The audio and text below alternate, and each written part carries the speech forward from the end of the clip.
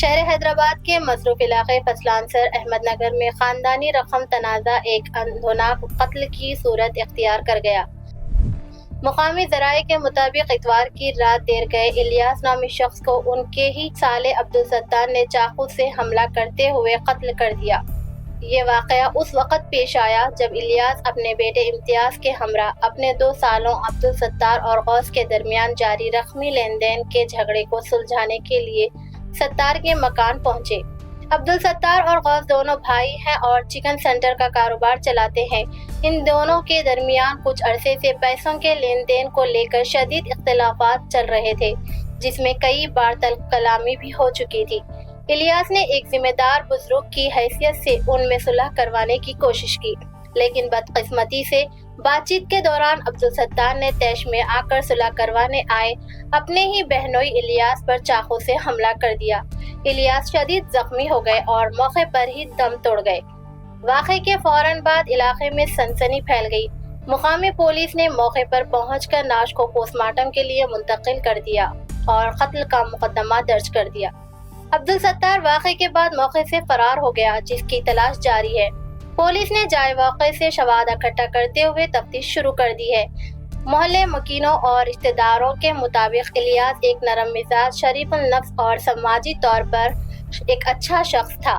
جو ہمیشہ خاندان اور رشتہ داروں کے درمیان ہمآہنگی قائم رکھنے کی کوشش کرتے تھے۔ ان کا اس طرح کا المناک انجام گھر والوں اور مقامی برادری کے گہرے صدمے کا باعث بنا ہے۔ پولیس کا کہنا ہے کہ عبدالستار کی گرفتاری کے بعد مزید تفصیلات منظر عام پر آئیں گی۔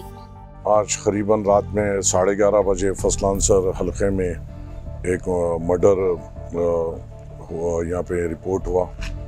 اور ایک ہمارے الیاس بھائی نامی شخص جو قریباً 45 ایئرس کے ان کو ان کے سالے نے چاقو سے مار کر ہلاک کر دیا۔ اور وہ جھگڑے کی وجہ یہ بتائی جا رہی ہے کہ 2 بھائیوں میں جھگڑا ہو رہا تھا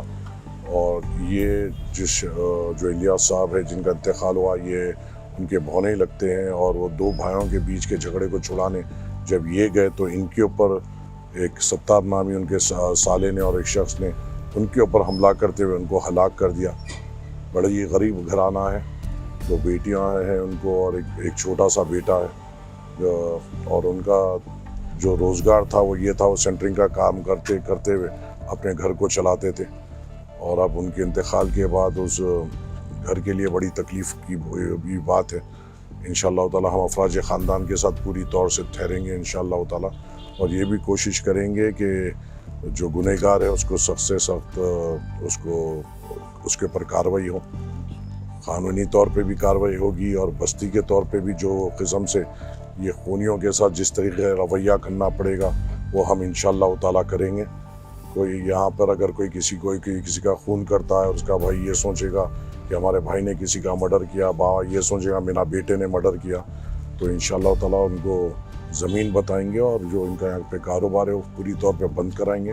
اور جو بھی گھر میں وہ رہتے ہیں ان کو خالی کرائیں گے، کیونکہ یہ خونی جو ہے ان کو سبق دینا بے انتہا ضروری ہے، اور ان کو فوری طور پہ جب یہ گناہ کرتے ہیں وہی وقت میں ان کے ساتھ بدسلوکی کرتے ہوئے، کیونکہ ایک معصوم کی جان جس معصوم کی اس نے جان لی، اس کے کاندھے پہ 2 معصوم بیٹیوں اور ایک چھوٹے بیٹے اور ایک بیمار بیوی کا بوجھ تھا،